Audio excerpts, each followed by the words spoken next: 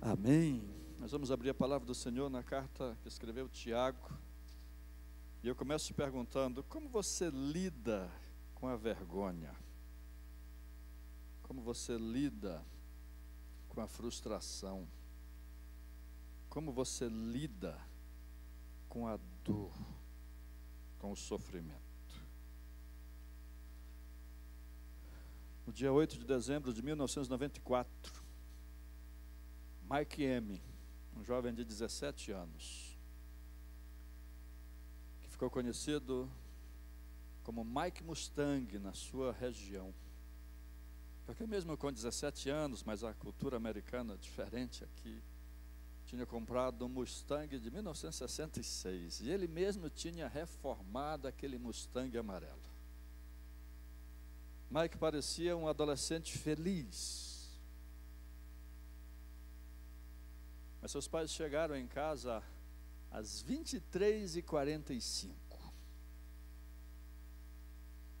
e encontraram um bilhete em que Mike dizia alguma coisa como: fiquem bem, alguma coisa como: a culpa não é de vocês, e a hora 23h30, a hora em que Mike deu um tiro na própria cabeça. No velório de Mike, os pais fizeram cerca de 500 cartões com fitas amarelas, porque Mike era conhecido pelo Mustang amarelo. E aquilo ganhou tanta repercussão que o Conselho Federal de Medicina, a Associação Brasileira de Psiquiatria, propôs, e nós vivemos hoje, o dia 10 de setembro como o dia do combate ao suicídio mundial. E no Brasil, celebramos todo o mês de setembro como Setembro Amarelo. Como você lida com a dor? Como você lida com a vergonha? Como você lida com a frustração? Esse é um assunto que não tem como deixar de ser abordado. Por ano, 3 cidades de Rio Verde cometem suicídio no mundo. Você pode imaginar isso? De janeiro até abril, no mundo todo. É como se toda a população de Rio Verde tivesse cometido suicídio. E de maio, junho, julho, agosto, de novo, a população inteira de Rio Verde, no mundo, teria cometido suicídio. E de novo, setembro, outubro, novembro e dezembro. Você está entendendo a matemática? É como se a população inteira de Rio Verde 3 vezes. É muita gente. É uma realidade que nós não temos como não falar, não encarar. Em janeiro do ano passado, ou melhor, de 2 anos atrás, estávamos em Recife e encontrei com uma grande companheira de oração.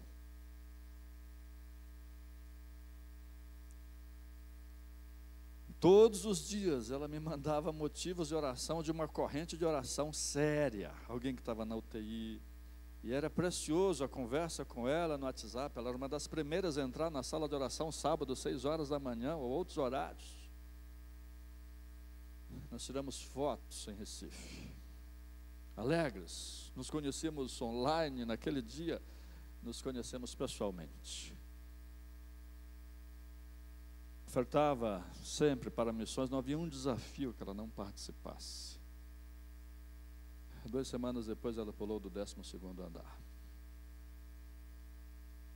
Estou voltando ao ministério pastoral. E antes, quando saí do ministério pastoral, fui para missões nacionais nas outras obras.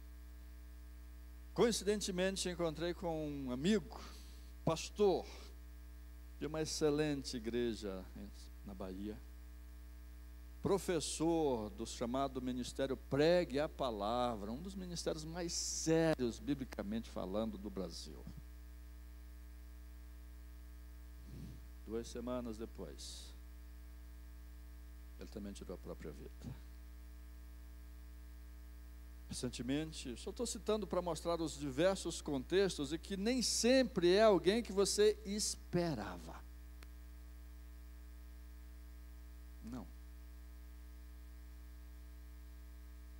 Recentemente, um dos jovens de uma das principais igrejas de São Paulo, 17 anos, a namoradinha terminou. E ele pegou todos os comprimidos de seus avós, cardíacos, e o choro no braço dos avós era de cortar o coração, porque não foi uma morte imediata. A caminho do hospital, ele arrependido daquela situação, pedindo perdão pelo que havia feito.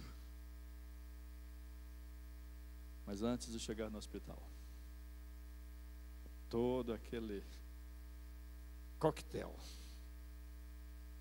não foi suficiente. Ou melhor, todo aquele coquetel agiu de forma suficiente e ele perdeu a vida. Que choro, que lamento. Como você lida com a dor, com a frustração? Cerca de 10 anos atrás, esse tema se tornou não apenas pelo Mike M. mundialmente, mas também porque o filho do famoso pastor Rick Warren cometeu suicídio. Parece que a gente tem vivido, de fato, uma geração em que isso tem se tornado mais comum, muito mais comum. 720 mil pessoas, como mencionei, a maioria homens. A quarta causa principal de morte entre os jovens é o suicídio. Tiago capítulo 1, versículo 2, a palavra de Deus nos chama para pensar diferente disso que tem se tornado uma normalidade. Tiago diz: meus irmãos, vocês têm grande alegria. Vocês têm um motivo de alegria, que é enfrentar várias provações. Na época, as principais provações estavam relacionadas a você de repente perder tudo por causa da sua fé. O grande Flávio Joséfo tinha um irmão que se converteu. E ele, que explorava estânio em diversas minas pelo Império Romano, morreu pobre. Porque tanto o Império Romano tirou suas posses, como impediu que ele começasse novos negócios. Provações para a fé. Mas seu irmão de Flávio Joséfo, jamais abandonou a fé. Esse era o sentido que Tiago estava escrevendo. Vocês têm uma grande alegria quando enfrentam provações, quando enfrentam dificuldades. Vocês não devem encarar essas dificuldades como algo ruim. Para os nossos dias, a principal aplicação dessa palavra é que também a gente deveria se alegrar quando as coisas não estão indo como a gente quer. Primeira lição, o que mais fica evidente nesse texto, e para esta geração que é tão frágil emocionalmente, para esta geração que não sabe lidar tão bem com a dor, com a frustração, com a vergonha, é que nós precisamos mudar a nossa forma de pensar. Como disse bem Rick Warren, quando seu filho faleceu, ele disse: o suicídio é uma solução permanente para um problema temporário. Uma solução permanente, uma mudança de mentalidade, uma solução permanente para um problema temporário, porque toda emoção passa. Toda situação de vida passa. O fim do namoro passa. A dívida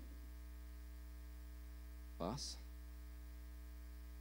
A vergonha passa.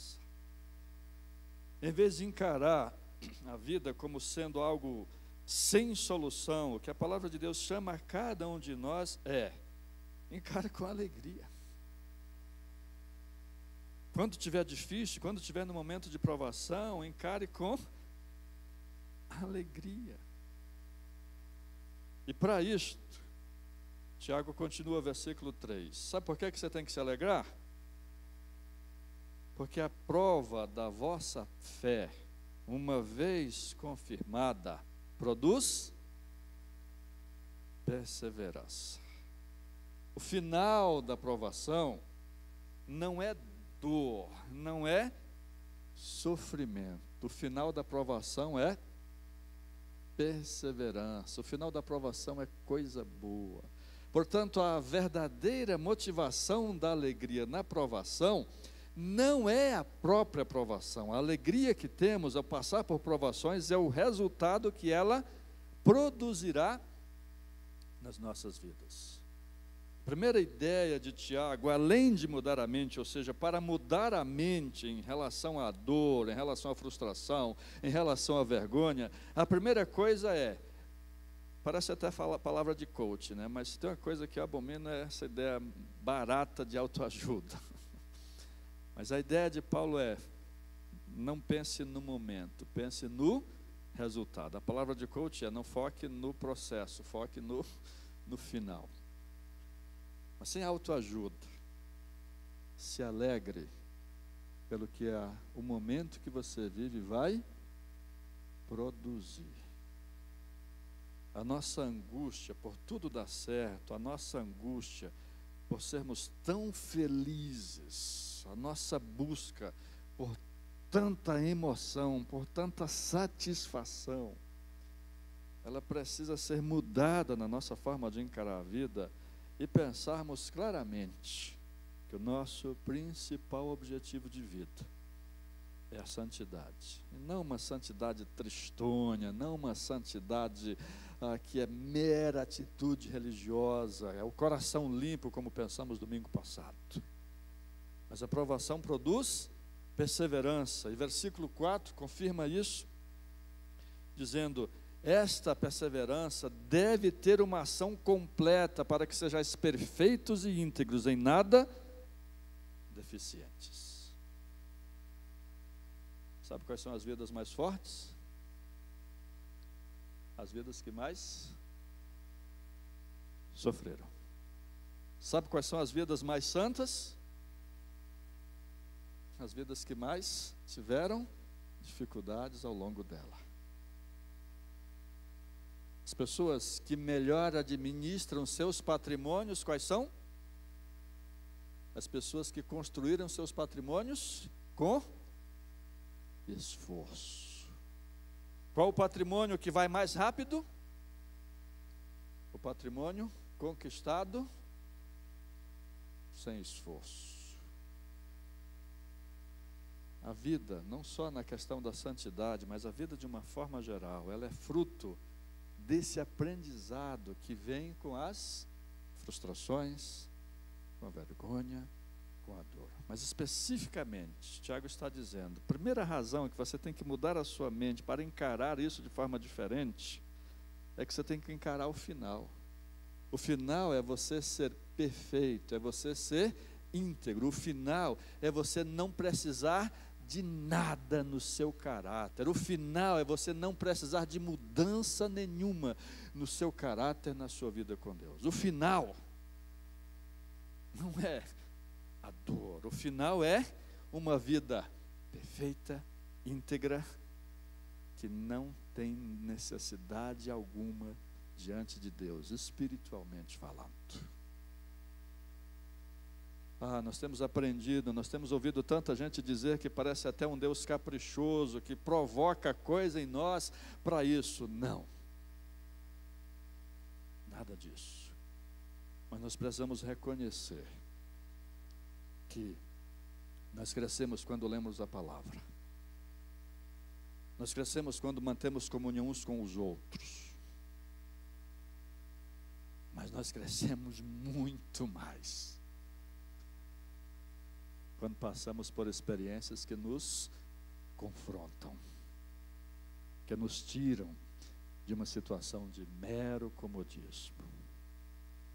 Paulo, o Tiago, continua dizendo, só que para isso, versículo 5, é preciso ter sabedoria para mudar essa mentalidade, para ter alegria no meio das provações, para ser capaz de focar no crescimento.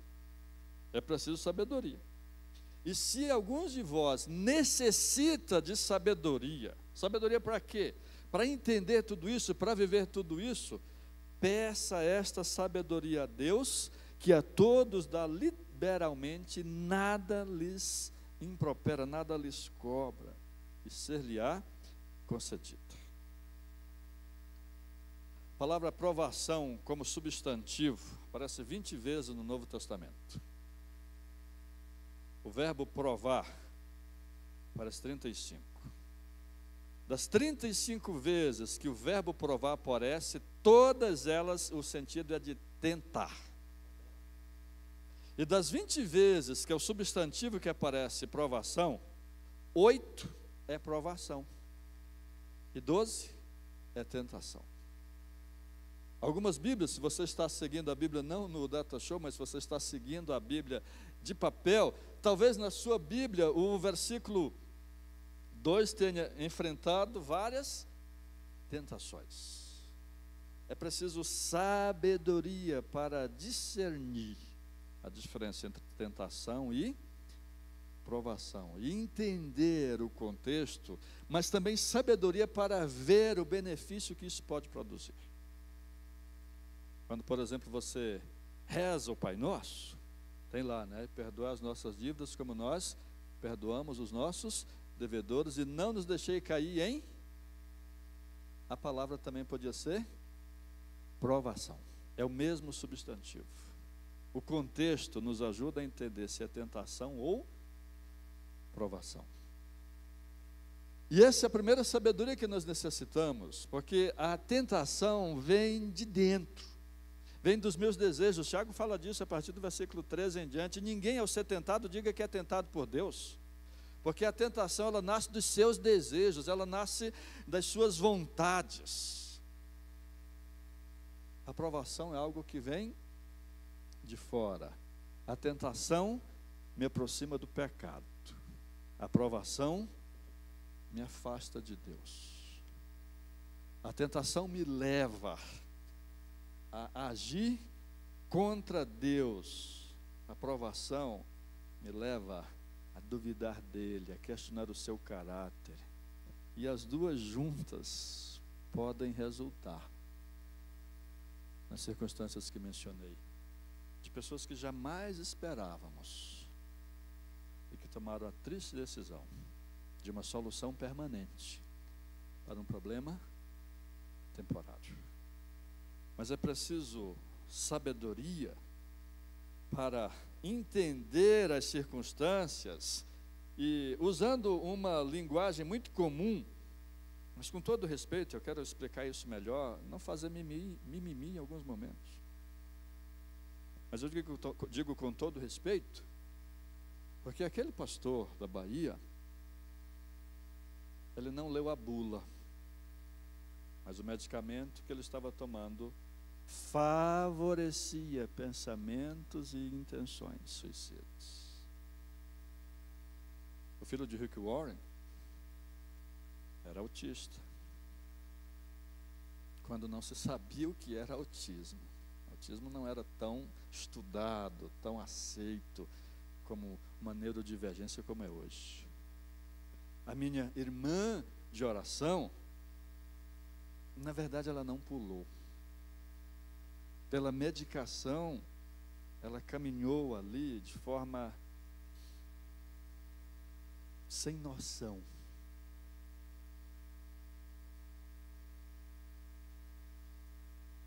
Então é preciso sabedoria para entender cada momento.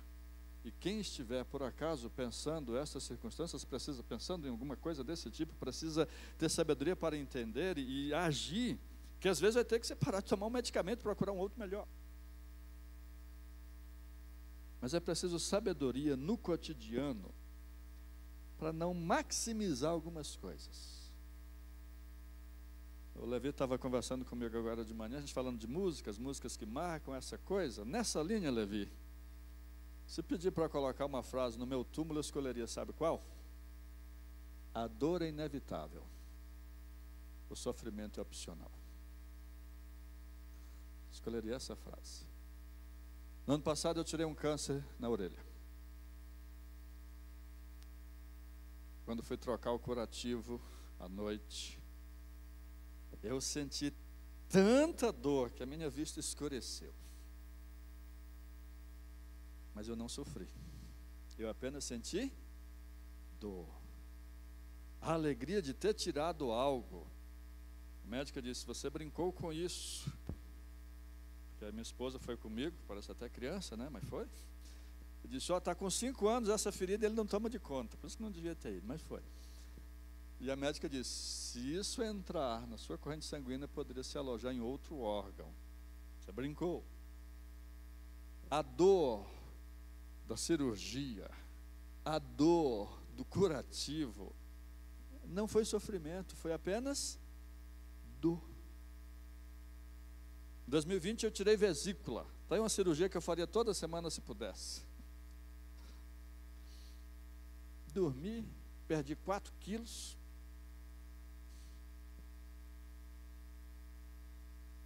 Eu não sofri. Eu senti muita dor. Tanta dor que eu liguei para o médico amigo e disse, me passa algo que resolva. Ele me passou um sublingual que não passou a dor. Tão forte que estava antes de tirar. Mas eu não sofri. Estou citando exemplos pessoais para dar uma força, mas em 2018 eu me envolvi num acidente que eu mesmo provoquei, não por responsabilidade, mas por circunstância de pista. Foram 2 carros de perda total, um terceiro carro, um baita de um prejuízo, tudo para mim. Karine ficou com síndrome do pânico por quase 1 ano. Eu não sofri. Eu senti dor. Mas eu tive condições de pagar os prejuízos. Tive condições de pagar um bom terapeuta para a Karine. Nós tivemos muitos tempos ruins, mas foram dores, não sofrimento. É importante nessa sabedoria, a gente ter sabedoria, eu já citei isso umas 30 vezes aqui nessa igreja, mais uma. Sabedoria do irmão Martim, que disse, pastor, estou te ligando para dizer que eu bati a Kobe, pastor. E quando eu tinha 12 anos, lá em Oeiras, arrancando toco, para comprar arroz, e o que a gente botava no arroz era manga, era mamão, que não tinha mais nada. Eu nunca pensei de um dia ter uma Kombi para bater. Pastor, eu bati a Kombi carregada de gesso. 4 funcionários trabalhando para mim, pastor. Pastor, o senhor sabe o que é isso, pastor? O que é ter uma Kombi para bater, pastor? O senhor sabe o que é isso, pastor? Doeu. Mas não sofreu. Se alguém tem falta de sabedoria, e não leve isso para uma crítica, não leve isso para o lado pior, pense apenas que esta é a vida, e que tem tanto sofrimento, que a gente acha que é sofrimento, que é só sofrimento do ter. Tem tanta coisa que a gente reclama que é ter. Se alguém tem falta de sabedoria, peça a Deus. Deus vai dar para você encarar o momento que estiver vivendo. Mas Tiago fala de tanta coisa nesse texto. Eu já falei das tentações, da necessidade de separar a tentação de provação, versículo 13 em diante. Mas Tiago conclui essa argumentação dele meio tumultuada, porque ele fala de pobreza e de riqueza no meio. Mas ele termina essa argumentação, versículo 17, com uma verdade que a nossa geração tem duvidado. Já que estão colocando na tela, coloca o 17, por favor. Toda boa dádiva E todo dom perfeito são lá do alto, descendo do Pai das luzes, termo esquisito até para a nossa cultura, em quem não pode existir variação ou sombra de mudança. Primeiro, mude a mente. Segundo, tenha sabedoria. Terceiro, não duvide do caráter de Deus. Nós temos sido a geração mais esquisita de todas, porque a gente crê em Deus, mas se alguma coisa não acontece como a gente quer, a gente duvida. É esquisito porque ou você crê ou você não crê. Não dá para crer de acordo com a circunstância. Crer tem que ser algo perene. Não duvide do caráter de Deus. Não duvide da bondade de Deus, mesmo que as coisas saiam como a gente não está querendo. Mas é uma verdade que a gente precisa permanecer nela. Deus é bom. Deus não manda tentação, nem manda provação, embora permita. Mas Ele é bom o tempo todo. Se eu não estou entendendo o que está acontecendo, se eu não estou conseguindo usar a sabedoria para viver o meu momento de dor, de frustração, de vergonha, mas nunca, jamais, em momento algum, eu devo duvidar do caráter de Deus. E ao fazer isto, ao confiar no caráter dele, eu termino encontrando uma alegria, eu termino encontrando a sabedoria para viver o que precisa ser vivido. Eu termino vivendo aquilo que precisa ser vivido. Há um filme extraordinário, dos filmes de ficção científica, em que a alienígena não é do mal. Chama-se A Chegada. E esse filme discute um aspecto muito importante para a nossa reflexão aqui. Discute a linguagem, porque os alienígenas têm uma linguagem diferente, que faz o tempo ser entendido de uma forma diferente. Por que que homens cometem mais suicídio que mulheres? Formas diferentes de ver o mundo, de ver a dor, de ver a frustração, de ver a vergonha. Linguagem. Mas ao falar de linguagem, aquele filme, ele traz uma reflexão muito profunda para nós aqui, que é a ideia de que se eu soubesse do futuro, eu viveria? A personagem principal do filme, ela tem essa capacidade, é filme, tá? É sci-fi, é ficção científica. Ela tem a capacidade de ver o futuro. E ela vê uma filha que vai adoecer, mas mesmo assim ela vive. É um tipo de sabedoria, é um tipo de confiança que nós precisamos desenvolver e que nós podemos desenvolver se nós não duvidarmos do caráter de Deus. Nós, da geração que nasceu na década de 70, um pouco mais para trás, vivemos isso. A gente lembra de uma surra, mas uma surra bem dada que papai deu, não lembra? Da década de 70 lembra, de uma surra, mas surra caprichada. E na nossa geração, o que é que a gente diz? Aquela surra foi a coisa mais importante que meu pai fez. Nós não duvidamos do caráter dele, da vontade dele em nos fazer bem.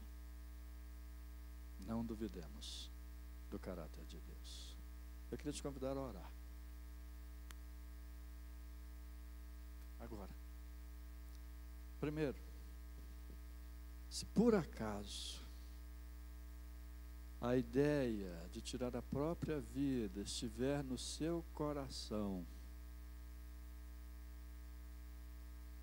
lê a bula direito daquele medicamento, ou toma o medicamento do jeito que o médico mandou.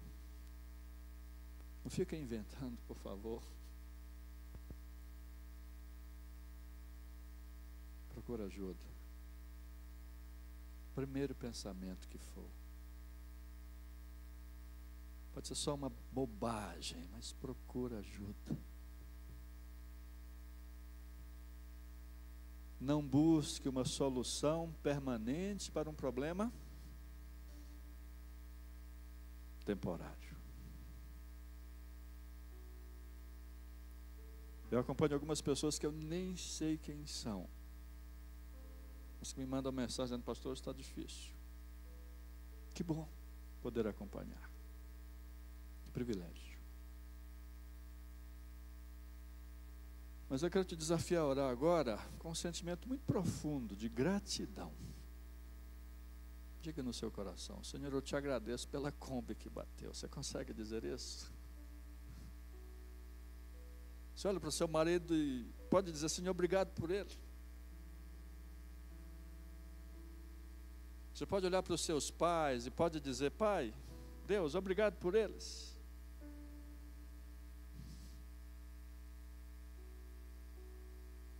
Quero que você curve a sua cabeça, quero te desafiar a fazer isso, a curvar a sua cabeça e a deixar o seu coração ser cheio de gratidão.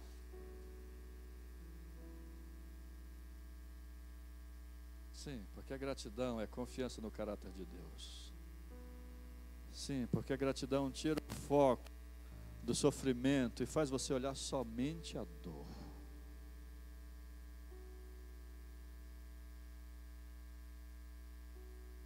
A gratidão é fantástica.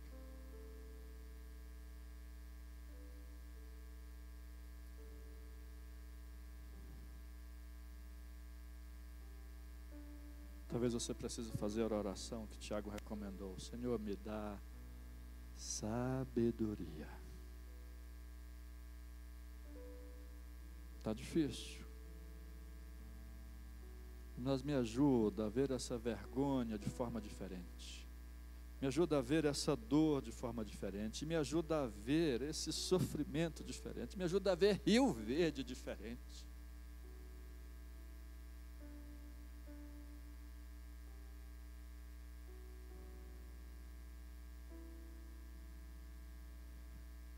Mas eu repito, seu pensamento entrou, não fique só. Não fique só. Vamos orar? Se você quiser ajuda, eu me coloco à sua disposição para ser o seu telefone, o seu telefone de emergência. A trend do momento agora, né? Quem é o meu contato de emergência? Eu me coloco à disposição para ser o seu contato de emergência se você precisar. Mas busque ajuda. E todos nós sejamos gratos. Nós vamos cantar uma música, Levi. E nessa música, você pode orar, mas também eu quero desafiar você a ofertar. Sim, todos os desafios da igreja que a gente está fazendo uma campanha para coisa nova, mas tem os velhos. Esse será o nosso momento de dedicar ao Senhor os nossos dízimos e ofertas também. Você ora nesse momento e pode pegar o seu celular ou se levantar e vir nos gasofilaços e dedicar ao Senhor o seu dízimo e a sua oferta. Vamos ficar de pé, irmãos, enquanto nós cantamos. Peça ao Senhor que o Senhor quebre a sua vida e faça de novo aquilo que precisa ser refeito. Que nós possamos ser vasos novos nas mãos do Senhor. Ele é nosso oleiro. Ele sabe como tratar cada um de nós, como Pai amoroso.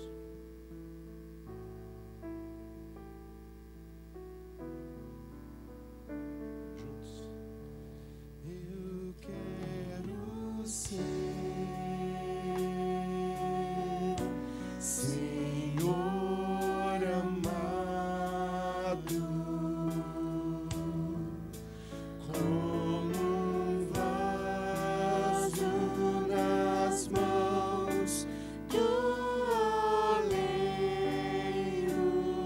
Peça ao Senhor.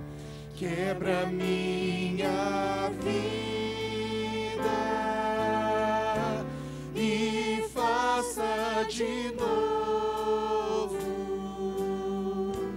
Eu quero ser, eu quero ser um vaso novo. Diga pro Senhor: como tu queres, Senhor amado,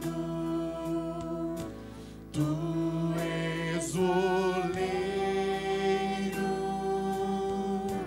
e eu o vaso. Quebra minha vida e faça de novo. Eu quero ser, eu quero ser um vaso novo.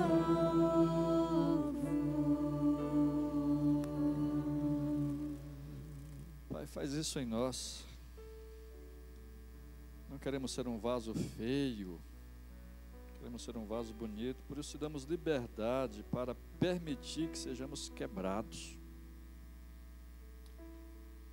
Pai, se é isso que é necessário para crescermos, nós te damos permissão. Mas, Paizinho querido, em nome de Jesus, nos dê sabedoria para viver as frustrações, a dor, a vergonha, focando no nosso crescimento. Queremos ser o vaso, Pai, mais lindo, e precisamos de sabedoria. Nos dê sabedoria, Pai. Ó Deus, nos dê sabedoria para ver e deixar os nossos corações cheios de gratidão. O Senhor já tem feito tanta coisa. Nos ajude a não maximizar, a não sermos tão hiperfocados apenas naquilo que não está dando certo. Mas nos ajude a ter o coração grato por cada coisa, Pai, que o Senhor tem feito nas nossas vidas. Nós não duvidamos do Teu caráter, nem da Tua bondade. O Senhor é bom. Nada nos separa do Teu amor. Estamos certos de que nem morte, nem vida, nem altura, nem profundidade, nem anjos, nem qualquer outra criatura poderá nos separar do amor do Senhor que está em Cristo Jesus. Dedicamos as nossas vidas, Pai.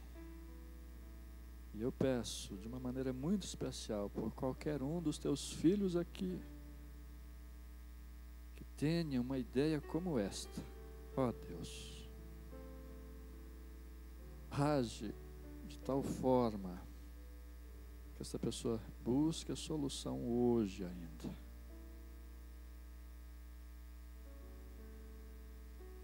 Age, Pai.